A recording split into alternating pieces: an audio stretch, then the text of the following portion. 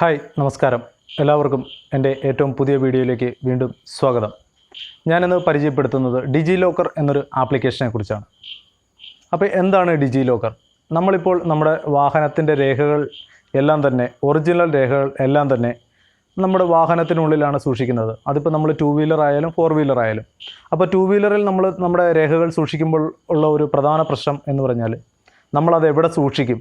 നമുക്ക് നമ്മുടെ ബാഗിലോ അല്ലെങ്കിൽ സൈഡിലോ ഒന്നും നമുക്ക് കറക്റ്റായിട്ട് പ്രോപ്പറായിട്ട് ഒറിജിനൽ ഡോക്യുമെൻ്റ് നമുക്ക് സൂക്ഷിക്കാൻ പറ്റില്ല. പക്ഷേ ഒറിജിനൽ ഡോക്യുമെൻ്റ് തന്നെ സൂക്ഷിക്കണം എന്നാണ് ഗവൺമെൻറ് റൂള് ഉണ്ടായിരുന്നത്. അതുകൊണ്ട് നമ്മൾ വളരെ കഷ്ടപ്പെട്ടാണെങ്കിലും നമ്മുടെ ഒറിജിനൽ ഡോക്യുമെൻറ്റ്സ് എല്ലാം തന്നെ വാഹനത്തിനുള്ളിൽ സൂക്ഷിക്കുമായിരുന്നു. അപ്പോൾ വാഹന പരിശോധനയ്ക്ക് വരുന്ന പോലീസിനായാലും അല്ലെങ്കിൽ മോട്ടോർ വെഹിക്കിൾ ഡിപ്പാർട്ട്മെൻറ്റിനായാലും നമ്മൾ ആ രേഖകളാണ് കാണിച്ചുകൊണ്ടിരുന്നത്. അപ്പോൾ ഒരു മഴക്കാലമായാലും നമ്മുടെ രേഖകൾ നമ്മൾ നഷ്ടപ്പെട്ടു പോകാൻ സാധ്യതയുണ്ട്. അതിനും പലരും അതിൻ്റെ കോപ്പിയാണ് സൂക്ഷിച്ചുകൊണ്ടിരുന്നത്. ആ കോപ്പി സൂക്ഷിക്കുമ്പോൾ അതിൻ്റേതായ പ്രശ്നങ്ങളും ഉണ്ടാകുമായിരുന്നു. എന്നാലിപ്പോൾ കേന്ദ്ര സർക്കാർ നേരത്തെ ഇറക്കിയിട്ടുള്ള ഡിജിലോക്കർ എന്നൊരു ആപ്ലിക്കേഷനുണ്ട്. ഈ ആപ്ലിക്കേഷനിൽ നമ്മുടെ എല്ലാ രേഖകളും തന്നെ ഡിജിറ്റലായിട്ട് സൂക്ഷിക്കാം. അങ്ങനെ ഡിജിറ്റലായിട്ട് സൂക്ഷിക്കുന്ന രേഖകൾ മാത്രം ഇനി പോലീസിനെ അല്ലെങ്കിൽ മോട്ടോർ വെഹിക്കിൾ ഡിപ്പാർട്ട്മെൻറ്റിനെ നമ്മൾ കാണിച്ചാൽ മതി. അപ്പോൾ എങ്ങനെയാണ് ഡിജിലോക്കർ ആപ്ലിക്കേഷൻ ഉപയോഗിച്ച് നമ്മുടെ ഡോക്യുമെൻറ്റുകൾ ഡിജിലോക്കർ എന്ന ആപ്ലിക്കേഷനിലേക്ക് നമ്മൾ അപ്ലോഡ് ചെയ്യുന്നതെന്നും അതെങ്ങനെയാണ് അത് ഓപ്പൺ ചെയ്യുന്നതും എന്നാണ് ഞാനിന്ന് വീഡിയോയിലൂടെ പരിചയപ്പെടുത്തുന്നത്. അപ്പോൾ നിങ്ങൾ ആദ്യമായിട്ടാണ് എൻ്റെ ഈ വീഡിയോ കാണുന്നതെങ്കിൽ ഈ വീഡിയോയുടെ തൊട്ട് താഴെയായി സബ്സ്ക്രൈബ് എന്നൊരു ബട്ടണുണ്ട്. ആ സബ്സ്ക്രൈബ് എന്ന ബട്ടണിൽ ജസ്റ്റ് ഒന്ന് ക്ലിക്ക് ചെയ്യുക. അപ്പോൾ അതിൻ്റെ തൊട്ടടുത്തായി ഒരു ബെൽ ഐക്കൺ വരും. ആ ബെൽ ഐക്കണിൽ ജസ്റ്റ് ഒന്ന് ക്ലിക്ക് ചെയ്യുക.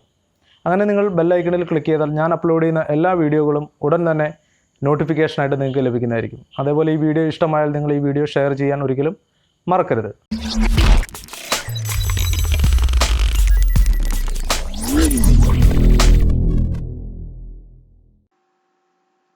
ഹായ്, ഡിജിലോക്കർ ആപ്പ് നമ്മൾ പ്ലേ സ്റ്റോറിൽ നിന്നും ഇൻസ്റ്റാൾ ചെയ്യാൻ സാധിക്കും. ആപ്ലിക്കേഷൻ ഇൻസ്റ്റാൾ ചെയ്തതിന് ശേഷം ആപ്ലിക്കേഷൻ നമുക്കൊന്ന് ഓപ്പൺ ചെയ്യാം.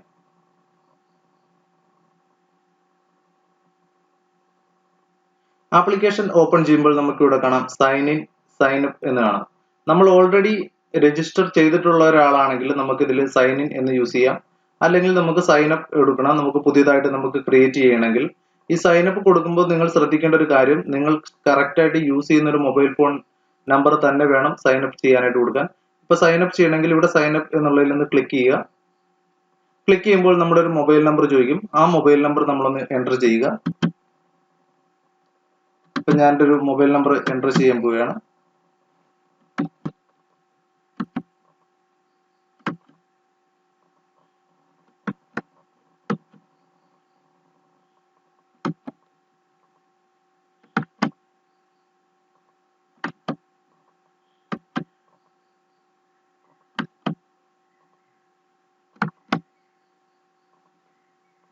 മൊബൈൽ നമ്പർ എൻ്റർ ചെയ്തതിനു ശേഷം ഇവിടെ കണ്ടിന്യൂ എന്ന് കാണാം. ഈ കണ്ടിന്യൂവിൽ ജസ്റ്റ് ഒന്ന് ക്ലിക്ക് ചെയ്യുക. അപ്പോൾ നമ്മുടെ മൊബൈലിലേക്ക് ഒരു OTP വരും. നമ്മൾ ഈ സിം തന്നെയാണ് ഇതിൽ യൂസ് ചെയ്തിട്ടിരിക്കുന്നതെങ്കിൽ നമുക്ക് ഈ OTP ഓട്ടോമാറ്റിക്കായി അതിനെ ഡിറ്റക്ട് ചെയ്യും. അല്ലെങ്കിൽ നമ്മളിവിടെ OTP നമുക്കിവിടെ എൻ്റർ ചെയ്ത് കൊടുക്കുക. ഇപ്പൊ നമ്മൾ ഉപയോഗിക്കുന്ന ഒരു ഫോൺ അല്ല നമ്മൾ എടുത്തിട്ടുള്ളെങ്കിലാണ് ഇങ്ങനെ വരുന്നത്. അപ്പൊ നമ്മൾ നമ്മുടെ ഈ OTP ഇവിടെ നമുക്ക് എൻ്റർ ചെയ്ത് കൊടുക്കാം.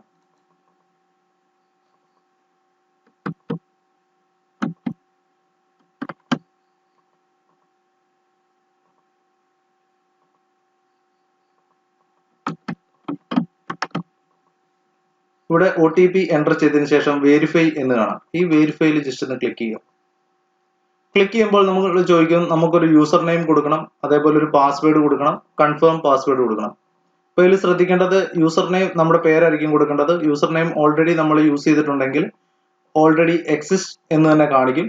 അതേപോലെ പാസ്വേഡ് ഒരു ലെറ്റർ വേണം, ഒരു ആൽഫ ന്യൂമറിക് ക്യാരക്ടർ വേണം, ഒരു നമ്പർ വേണം. അത് മാത്രമാണ് പാസ്വേഡിൽ കൊടുക്കാനുള്ളത്. പാസ്വേഡ് നമ്മൾ കൊടുത്തതിന് ശേഷം നമുക്ക് സൈൻ അപ്പ് ചെയ്ത് കഴിഞ്ഞാൽ ഓട്ടോമാറ്റിക് നമ്മൾ സൈൻ അപ്പിലേക്ക് പോകും. സൈൻ അപ്പ് ചെയ്തതിന് ശേഷം നമുക്ക് ഇത് സൈൻ ഇൻ ചെയ്യണം. സൈൻ ഇൻ ചെയ്യണമെങ്കിൽ നമ്മൾ സൈനിൽ ഒന്ന് ക്ലിക്ക് ചെയ്യുക. അത് നമ്മുടെ യൂസർ നെയിമും പാസ്വേഡും നമ്മൾ എൻ്റർ ചെയ്യുക.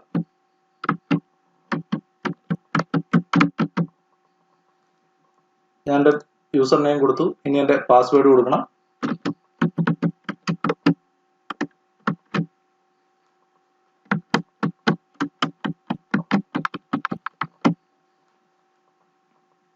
പാസ്വേഡ് കൊടുത്തതിന് ശേഷം നമ്മൾ സൈൻ ഇൻ ചെയ്യുക.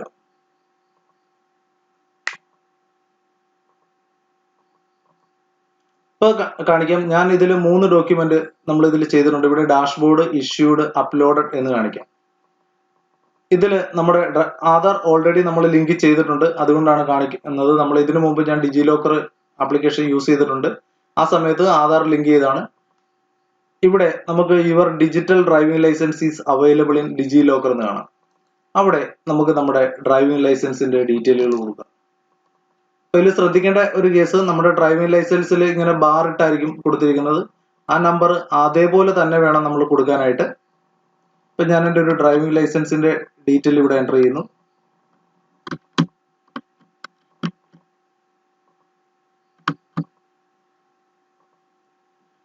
ഇവിടെ നമ്മൾ നമ്മുടെ ഡ്രൈവിംഗ് ലൈസൻസ് നമ്പർ എൻ്റർ ചെയ്യുക.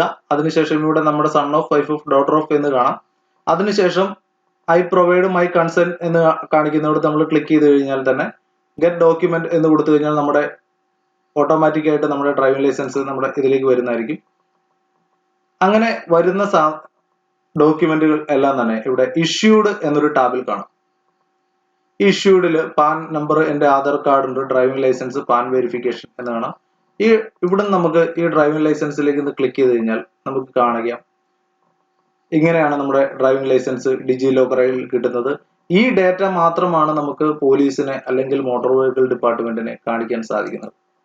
അല്ലെങ്കിൽ തന്നെ ഇവിടെ ഇപ്പോൾ ഡ്രൈവിംഗ് ലൈസൻസിൽ ഇവിടെ ഒരു 3 ഡോട്ടുകൾ കാണാം.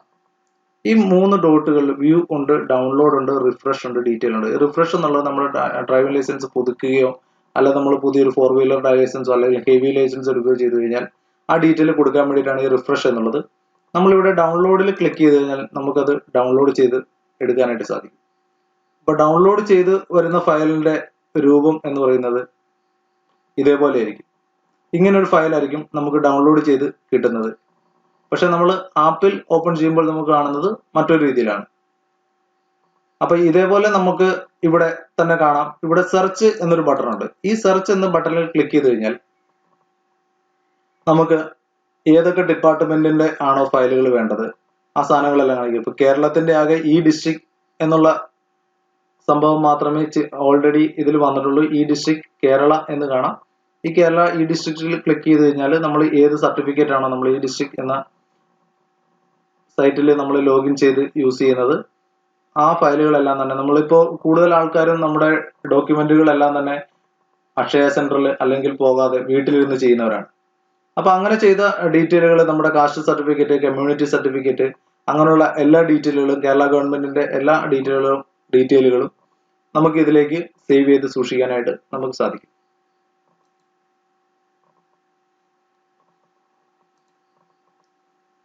അപ്പോൾ ഈ വീഡിയോ നിങ്ങൾക്ക് ഉപകാരപ്രദമായി എന്ന് ഞാൻ വിശ്വസിക്കുന്നു. നിങ്ങൾക്ക് ഈ വീഡിയോ ഇഷ്ടമായെങ്കിൽ നിങ്ങൾ ഈ വീഡിയോ ഒന്ന് ഷെയർ ചെയ്യാൻ ഒരിക്കലും മറക്കരുത്.